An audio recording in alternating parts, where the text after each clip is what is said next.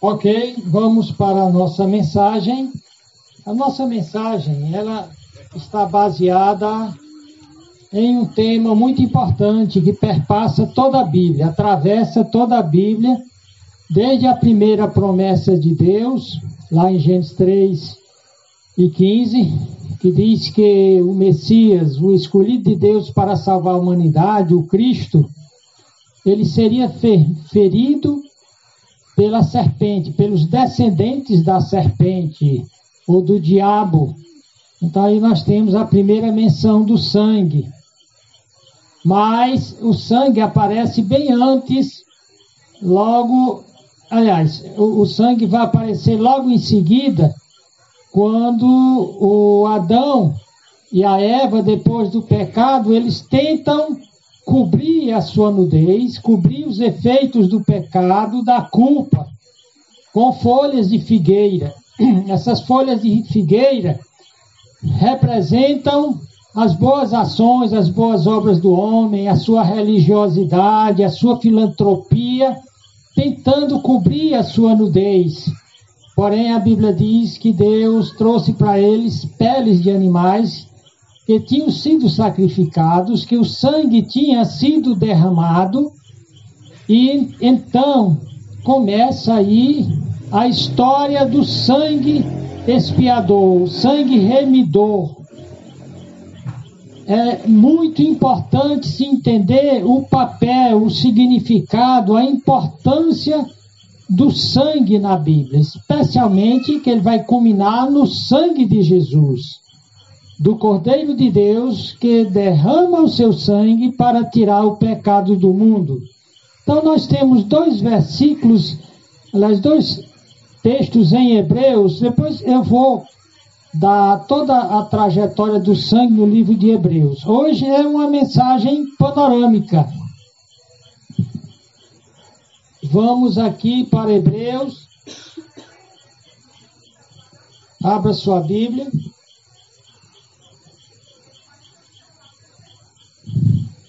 O autor aos Hebreus, ele escreveu para judeus convertidos e que eles estavam sendo tentados a voltar para os rituais do judaísmo, como sacrifício de sangue, de bodes, de cordeiros, que eram apenas um tipo, era apenas um símbolo do verdadeiro Cordeiro de Deus que tiraria o pecado do mundo. Então, o autor aos Hebreus, ele vai mostrar a superioridade de Cristo e do seu sangue. O sangue de Cristo era tão importante que ele iria substituir todos os derramamentos de sangue que era feito pelos judeus diariamente, e aquele sacrifício do dia da expiação pela nação de Israel, que era feita uma vez por ano, toda aquela, vamos dizer assim, aquela grande quantidade de sacrifícios, porque era uma maneira de preparar a humanidade para quando Jesus Cristo chegasse, entendesse o papel do derramamento de sangue. Animais, eles tinham seu sangue derramado para colocar na cabeça das pessoas que o pecado resultava em morte, resultava em derramamento de sangue, e que somente o sangue de um sacrifício perfeito, de uma vítima perfeita como Jesus Cristo, poderia expiar o pecado, cobrir o pecado. E no dizer do apóstolo João, purificar todo o pecado, não deixando nada do pecado para ser purificado por atos religiosos, de sacrifício, de penitência, de reencarnação ou de qualquer outro esquema que o homem inventasse, como aquelas folhas que Adão inventaram para tentar cobrir o seu pecado, e Deus rejeitou aquelas folhas. E Deus traz, então, as peles de animais. a importância do sangue. A Bíblia diz lá que a vida está no sangue, não no sentido literal, mas no sentido simbólico. Se você tirar o sangue de uma pessoa, ela morre. Então, o sangue passou a ter um simbolismo da vida. Era pelo sangue que alguém passaria a ter vida. O sangue era tão importante que depois que Caim matou Abel, Deus disse que o sangue de Abel clamava da terra. Isso depois da queda. No dilúvio, depois do dilúvio, o Noé faz um sacrifício de sangue como expiação por ele e pela sua família. Quando o povo o Abraão faz um sacrifício de sangue onde Deus requer que ele sacrifique o próprio filho dele, Isaque, e o Abraão, contrariando todos os seus sonhos e desejos, todos os seus planos de vida, Deus pede e ele diz: pronto, eu estou pronto a sacrificar o meu filho. Vendo a sua disposição, Deus faz aparecer um cordeiro, e esse cordeiro derrama seu sangue no lugar de Abraão e de Isaque. Novamente você vê o sangue em todas as manifestações da vida do povo de Deus, desde a queda. Quando o povo de Israel sai do Egito, a última praga, Deus determina a Pesach, a Páscoa, a passagem da morte para a vida. Eles tinham de tomar um cordeiro de 1 ano, e mostrava o auge da juventude do cordeiro, porque Jesus Cristo, ao morrer, estaria no auge da sua vitalidade, 33 anos, cordeiro de 1 ano, macho, sem defeito, porque ia simbolizar que Jesus não teria pecado. Jesus era o verdadeiro Cordeiro de Deus, mas aquele cordeiro que passaria a ser morto em cada Páscoa, ele derramaria seu sangue. O seu sangue seria colocado nos umbrais da porta. E Deus diz: quando o anjo matador passar, Pesach, Páscoa, e ele vê o sangue, ele passará sem matar. A Páscoa fala da libertação da morte pelo sangue do Cordeiro, que indicava o verdadeiro Cordeiro de Deus que viria a esse mundo. Então você nota que nos principais momentos do povo de Deus, tudo estava ligado com o sangue do Cordeiro. Mesmo no final dos tempos, Jesus Cristo, ele vai ser lembrado como o Cordeiro de Deus, que foi morto desde a fundação do mundo. Os efeitos da morte de Cristo estão ligados com o sangue que ele derramou. E os 2 textos que nós queremos ler neste momento, nesta noite, estão lá em Hebreus 9 e 22. Olhe o que é dito aqui em Hebreus 9 e 22. E quase todas as coisas, segundo a lei, se purificam com sangue. E sem derramamento de sangue, não há remissão, não há perdão, não há libertação, não há Páscoa. Jesus Cristo é chamado de Cordeiro Pascal, ele que dá a liberdade ao pecador que estava escravizado à maldição e à perdição eterna. Ele disse que ninguém será remido, perdoado, salvo, a não ser pelo sangue de Jesus Cristo. Não é por sucessivas e incontáveis e intermináveis reencarnações. O próprio Jesus Cristo disse que é pelo novo nascimento.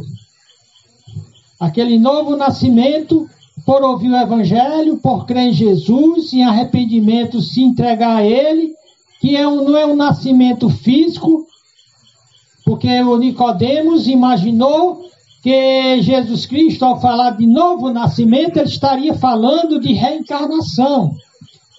Estaria falando de uma crença que os hindus já traziam de longos séculos, foi abraçada por alguns gregos, e que estava em Israel, devido à helenização de Alexandre Magno, o paganismo estava em Israel, na cabeça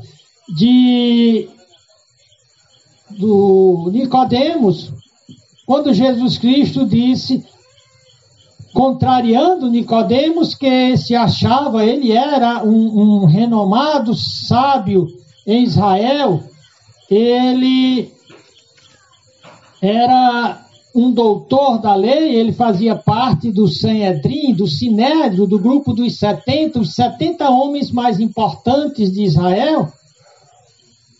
Era um homem de moral ilibada, de vida moral, que se alguém pudesse ir para o céu por ter uma vida correta, esse seria Nicodemos.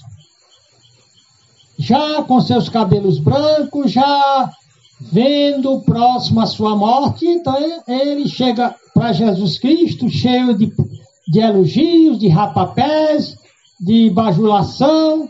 Ah, mestre, ninguém pode fazer esses sinais, esses milagres que tu fazes, se Deus não for com ele. Jesus Cristo não estava aqui para ser elogiado, paparicado, como muitas religiões chamam ele de grande mestre, de iluminado, mas não reconhece que ele é Deus, que ele é o Cordeiro de Deus e que somente pelo seu sangue o homem pode ser salvo. Então, o Nicodemos, que tinha muitas ideias na sua cabeça, tanto do judaísmo quanto sobre reencarnação, Jesus Cristo corta a conversa e diz, em verdade, te digo que se você não nascer de novo, não pode herdar o reino de Deus. Então Nicodemos fica perplexo. Como é que eu, um velho, posso nascer de novo?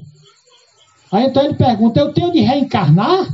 Eu tenho de voltar para o ventre da minha mãe, nascer fisicamente novamente? De novo, né? Aí Jesus Cristo, não. O que é nascido da carne é carne. Você poderia reencarnar pela eternidade, você não nasceria de novo para a sua salvação. Ele diz como era o novo nascimento. Ele diz, ouves a voz do vento.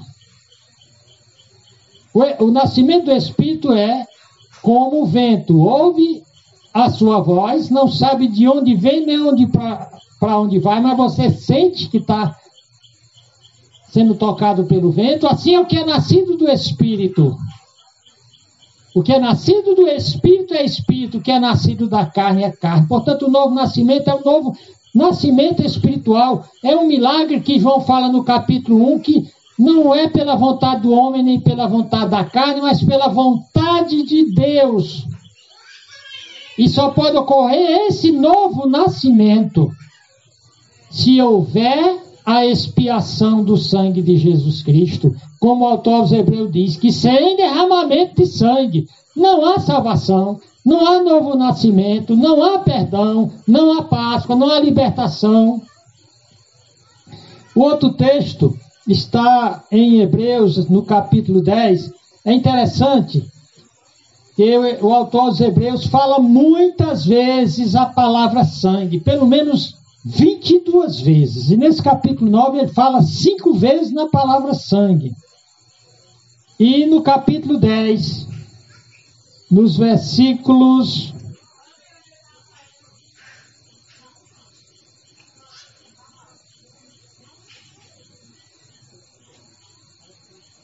29 em diante diz, de quanto maior castigo cuidai vós, será julgado merecedor aquele que pisar o sangue, se pisar o Filho de Deus e tiver por profano o sangue do testamento, o sangue da aliança. Quando Jesus Cristo deu o ritual para lembrar do seu sacrifício, Cristo não deu nenhuma ordem para celebrar o seu nascimento. Era preciso que ele nascesse, mas o foco da vida dele não seria seu nascimento. Não seria a sua vida de 30 e poucos anos. O grande foco, o centro do universo, girava em torno da cruz.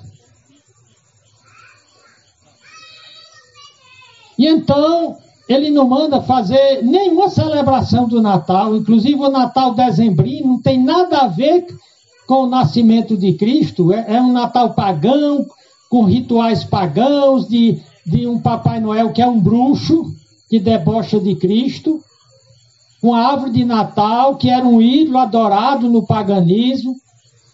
Então, todos aqueles elementos do Natal são pagãos.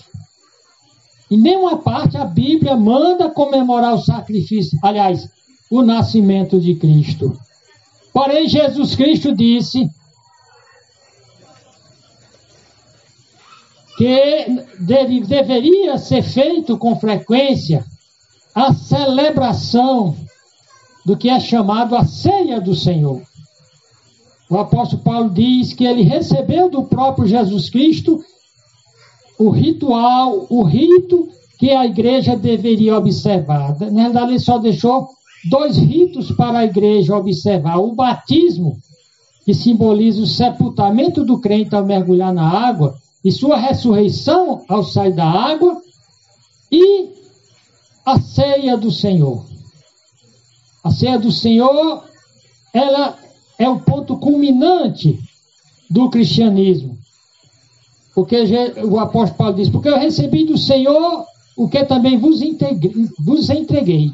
Que o Senhor Jesus, na noite que foi traído, tomou o pão e, tendo dado graça, disse, esse é o meu corpo que é dado por vós, fazer isso em memória de mim. Veja bem, a liturgia da missa é uma blasfêmia, quando diz que aquele pedaço de pão se transforma no corpo e sangue de Jesus tão real,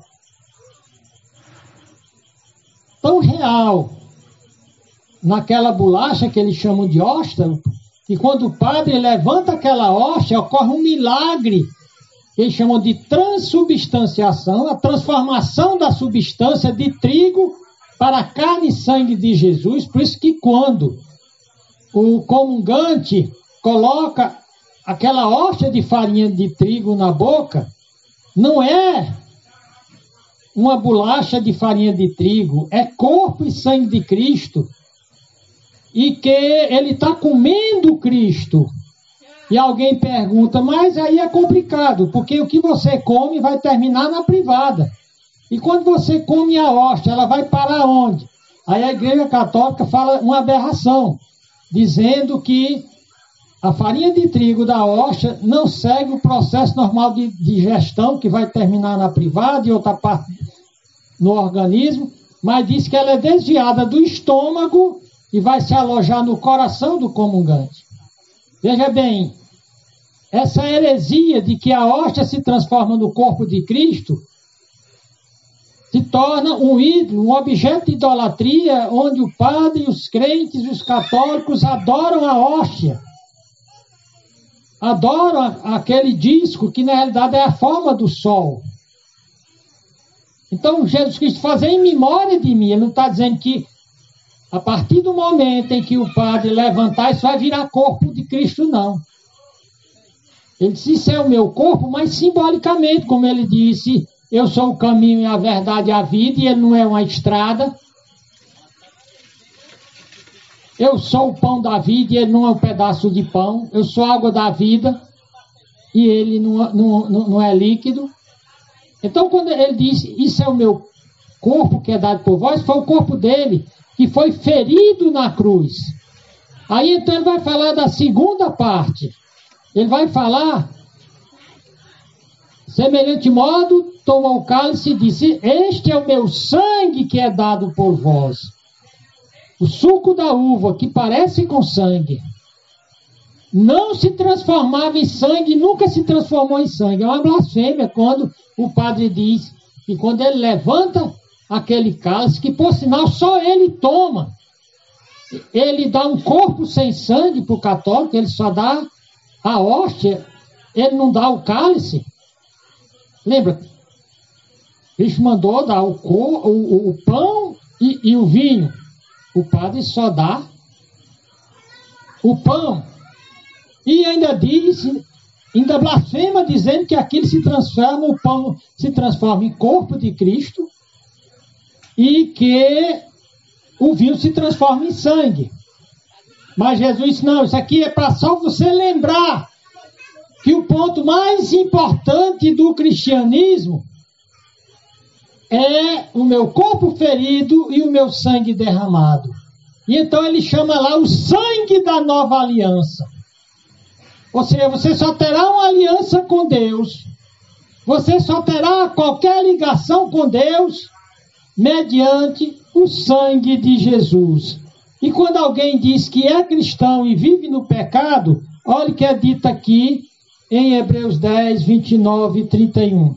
Ele diz, de quanto maior castigo cuidais vós, será julgado merecedor aquele que pisar o Filho de Deus e tiver por profano o sangue da aliança. Aquele sangue que o crente memora. Interessante que na igreja primitiva os crentes faziam a ceia do Senhor todo primeiro domingo. Nas igrejas em geral é uma vez por mês. Mas Jesus Cristo queria que ninguém esquecesse. A sua ligação comigo tem a ver com o meu sangue derramado na cruz. Somente o meu sangue derramado na cruz garante a você o perdão dos seus pecados, garante a você o livramento da sua culpa, garante a você proteção. Porque o crente, coberto pelo sangue de Jesus Cristo, o diabo não lhe toca, lhe garante vitória. Em Apocalipse, fala da grande batalha e diz que aqueles que são de Cristo, lavados e remidos e protegidos pelo sangue de Cristo, venceram o diabo e seus demônios por conta do sangue do Cordeiro. Porém, quando o crente vive no pecado, ele profana, ele zomba do sangue da aliança. Paulo chega até a dizer que alguns tomam a ceia indevidamente. Por isso, alguns crentes lá da igreja de Corinto estavam fracos, outros doentes, outros já tinham morrido, por tomar a ceia do Senhor de forma imprópria. Então, vamos ver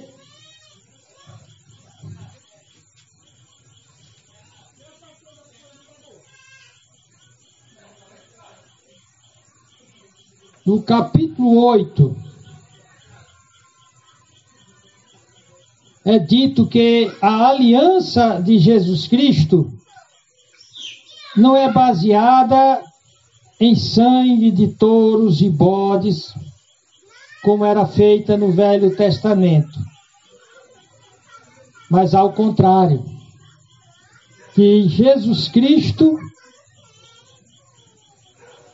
baseou a nova aliança no seu próprio sangue. E é baseado nesse sangue que nós recebemos a proteção. Nós já lembramos que, por exemplo, Adão e Eva, depois que pecaram, eles usaram vestes de uma planta para se cobrir. Mas Deus fez um sacrifício de sangue e usou as vestes para cobrir e proteger a eles. Nós vimos que o sangue que era colocado nos umbrais das portas dos israelitas os poupou, os protegeu de serem mortos como os egípcios o foram. É muito importante o que acontece quando alguém crê verdadeiramente em Jesus Cristo. Lá em Romanos, no capítulo 3, que mostra que toda a raça humana está perdida, que nada poderia redimir, libertar, proteger a raça humana do ataque de demônios, do ataque e de finalmente de cair eternamente no inferno. Deus diz, todos pecaram, e faz uma descrição terrível do ser humano. Seria impossível o homem pagar seus pecados. Lá em Romanos e 1 aos Coríntios diz que por um só pecado entrou a morte no mundo, a condenação no mundo, por um só pecado. E nenhum homem poderia se livrar dos seus pecados. A lei não foi dada por Deus, porque o homem poderia cumprir essa lei que era para a vida, que era para a prosperidade, essa lei que ensinava o justo, o bom, o reto e o belo. Não.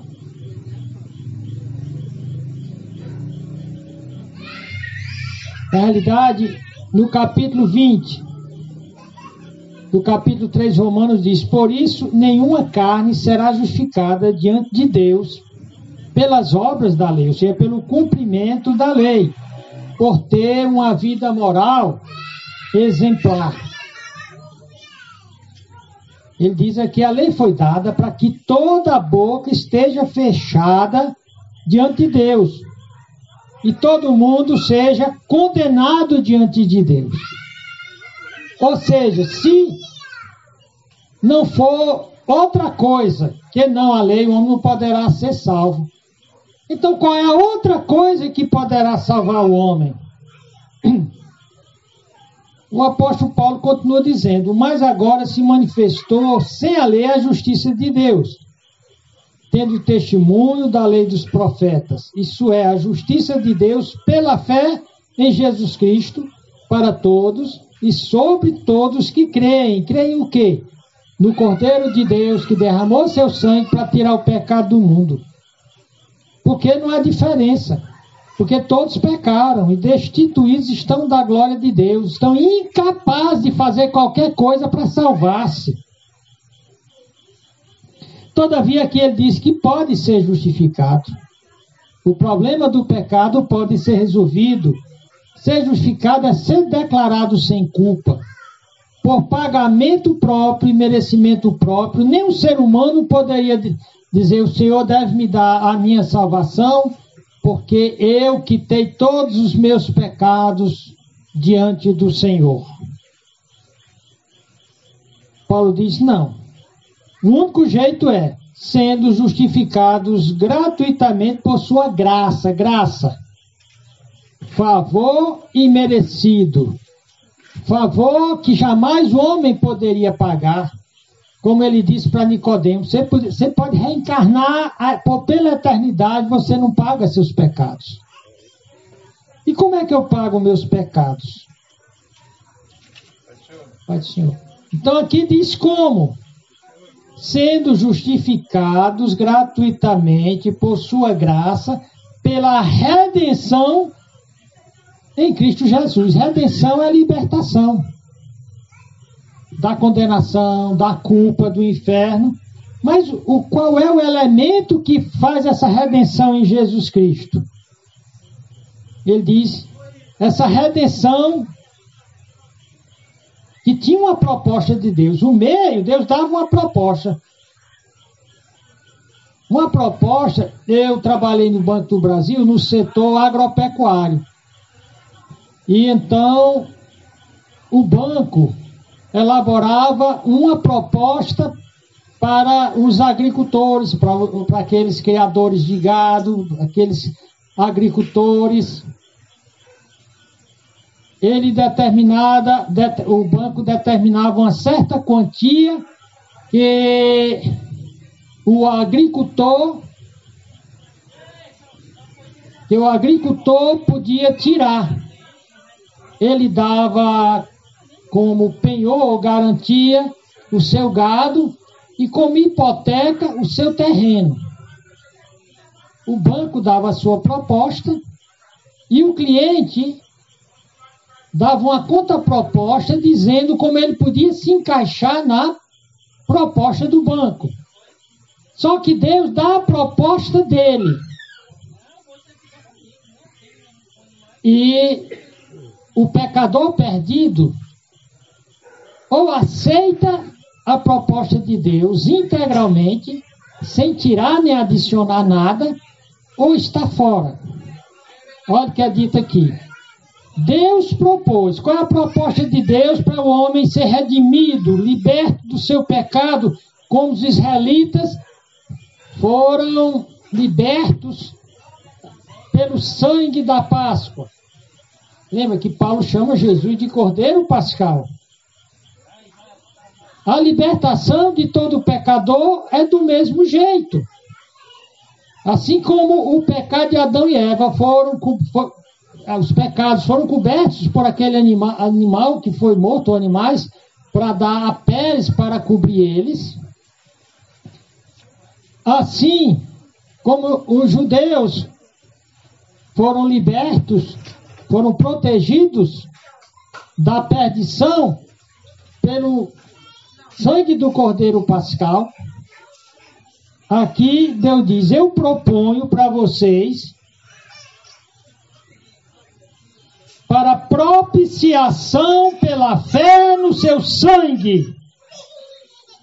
Deus só tem uma proposta para o pecador ser salvo, redimido. Ele diz claramente: pela fé no sangue de Cristo. E é por esse sangue que ele diz que vai demonstrar, a sua justiça, por perdoar pecados cometidos no passado sob a paciência de Deus. Até agora Deus está sendo paciente. Que você aceita a única proposta que ele tem para você ser salvo. Arrepender do seu pecado. Se convencer de que você é incapaz de pagar seu pecado, de merecer salvação, e que somente pelo sangue de Jesus derramado na cruz você pode ser salvo. Então essa é a proposta de Deus. É por esse sangue que nós temos a remissão. Nós temos a justificação. No capítulo 5 e o versículo 9 está dito: logo muito mais agora, sendo justificados pelo seu sangue, seremos por Cristo salvos da ira. Justificados, declarados sem culpas, porque fomos purificados pelo sangue. É um efeito direto quando alguém se arrepende e se entrega para Jesus Cristo. Ele aceitou a proposta de Deus, a única proposta que Deus tem de salvação. É interessante que os homens e as religiões continuam fazendo que nem Adão e Eva, continuam fazendo meios de salvação, folhas para cobrir a sua nudez pecaminosa, mas Deus diz: eu só tenho uma proposta. E a minha proposta, olha o que é dito aqui em Romanos 5 e 9. Logo muito mais, agora, sendo justificados pelo sangue de Cristo, seremos salvos por Cristo da ira. A ira é a condenação eterna no inferno. Paulo vai voltar a repetir isso em Tito 2 e 14. Vamos para lá, você que está com a Bíblia. Tito 2 e 14. Isso aqui é o evangelho que não está mais sendo pregado hoje. Estão inventando atalhos, novas propostas para o homem ser salvo. tem uma proposta aí que se chama universalismo, que diz que no final das contas todo mundo vai ser salvo, até o diabo. É chamada de universalismo. Outra proposta é o inclusivismo, que não importa a vida de pecado que você viva. Um dia Jesus, que é bonzinho, vai deixar todo mundo entrar no céu. Porém, a Bíblia diz que aqueles que vivem no pecado, eles zombam, eles profanam o sangue de Cristo.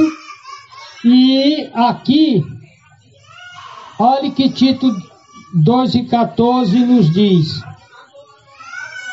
e visto como os filhos participaram da carne e do sangue, também ele participou das mesmas coisas, para que pela morte aniquilasse o que tinha o império da morte, isso é o diabo. É pelo sangue de Jesus Cristo que a obra do diabo é anulada na nossa vida.